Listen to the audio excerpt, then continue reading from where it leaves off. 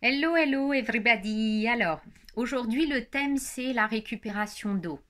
Je vais vous exprimer un petit peu tout mon cheminement par rapport au fait de récupérer l'eau, comment la récupérer l'eau, qu'est-ce que je peux faire aujourd'hui ou dans le futur.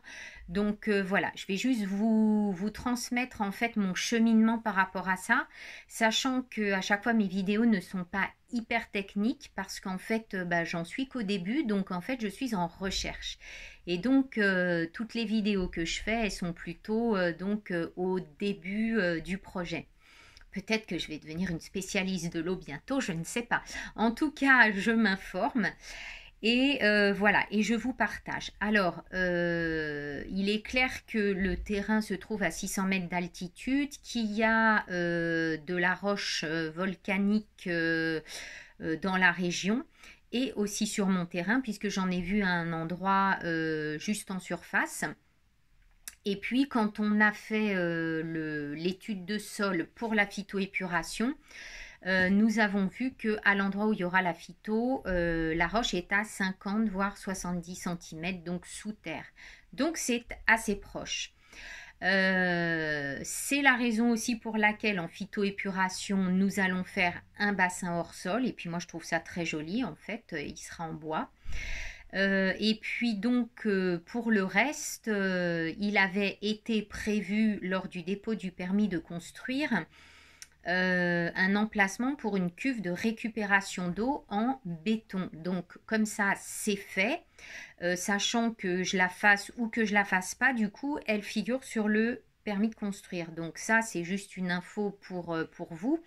Qu'on fasse les choses ou pas, en fait, comme ça, c'est fait. C'est notifié sur le permis de construire. Donc là, il y avait le maître d'œuvre qui avait mis une cuve de 4000 litres. Et donc moi, mon idée, évidemment, c'était dans le futur de récupérer l'eau dans cette cuve et puis ensuite de l'assainir pour la réutiliser dans le chalet. En général, donc, il y a deux possibilités hein, quand on réinjecte l'eau dans le chalet. Déjà, bon, ça passe par des filtres, hein, donc ça, c'est une chose.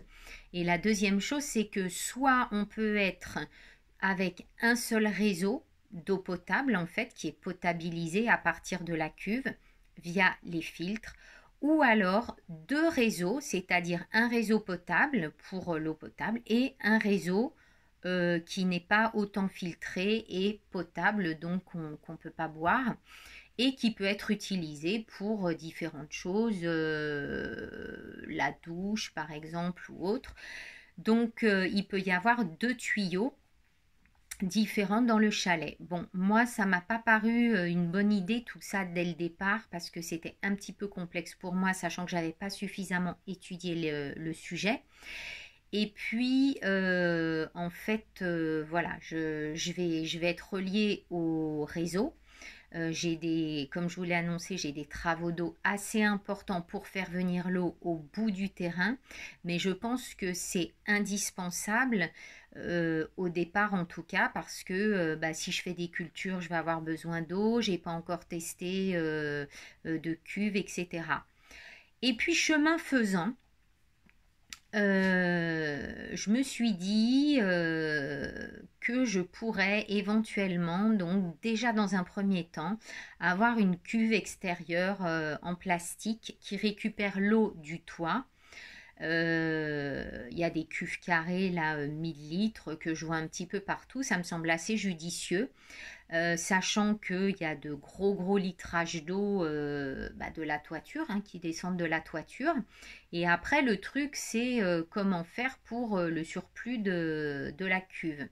Donc, soit il y a un système qui est bien calibré de façon à ce qu'il y ait un écoulement du surplus de la cuve vers un espace où c'est possible.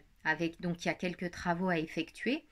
Et puis sinon, moi ce que j'ai pensé, c'est que comme je souhaitais avoir une mare, c'est faire aller le surplus de la cuve dans la mare, sachant que lorsqu'on a une mare, on doit aussi prévoir le surplus.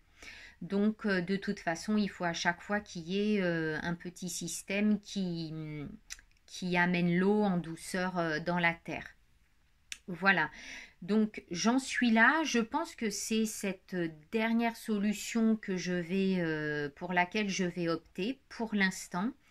La cuve de 4000 litres en béton, je la sens pas parce que j'ai pas envie d'y aller au pic-roche pour une cuve d'eau.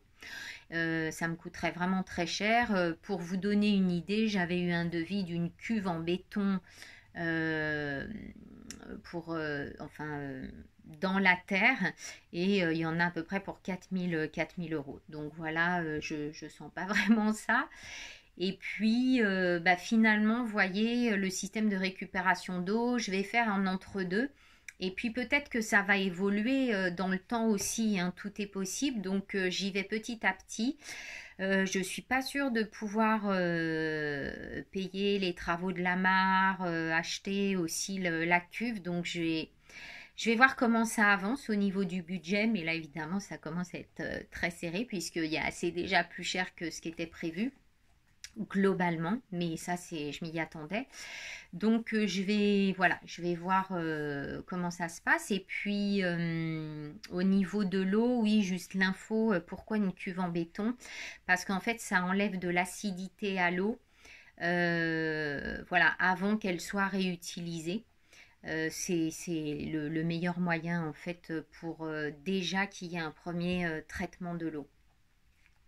Et donc la mare, en fait, je vais la faire plutôt proche de la maison et je vais essayer de créer un écosystème qui est équilibré de façon à ce que il n'y ait pas de moustiques. Donc l'idéal, hein, c'est qu'il y ait un minimum de faune aquatique.